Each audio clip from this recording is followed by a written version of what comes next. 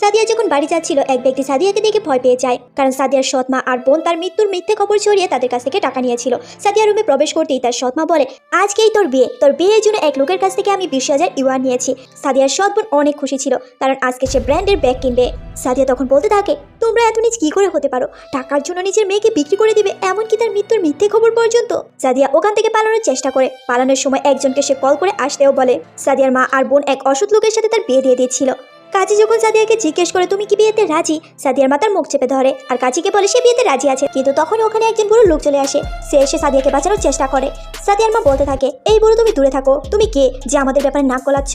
তখন ওই লোকটি বলে, আমি সাদিয়াকে বিয়ে করতে চাই। তখন সাদিয়ার মা বলে, তোমার মতো গরিবের হাতে আমি আমার মেয়েকে তুলে দেবো? ঠিক আছে যাও, তুমি আমাকে 40,000 ইউয়ান দেবে, তাহলে আমি তাকে দিয়ে দেবো। তখন ওই বুড়ো লোকটি সাদিয়ার মাকে 40,000 ইউয়ান দেয় আর তাকে চলে যেতে বলে, কিন্তু তারা যেতে চাইছিল না। তখনই দেখা যায় বুড়ো লোকটির সাথে থাকা গার্ড এসে সবকিছু তছনছ করে দেয়। সাদিয়ার মা ভয় পেয়ে যায়। তখন ওই বুড়ো লোকটির গার্ড বলে, এ হচ্ছে একজন সিও, তোমার সাহস কি করে হয় আমাদের মালিককে অপমান করার? তোমার মজা দেখাচ্ছি। বুড়ো লোকটি তখন সাদিয়াকে বিয়ে করে নেয় আর সাদিয়ার মা আর বোনকে শাস্তি দিয়ে তারা গাড়ি করে এখান থেকে চলে যায়।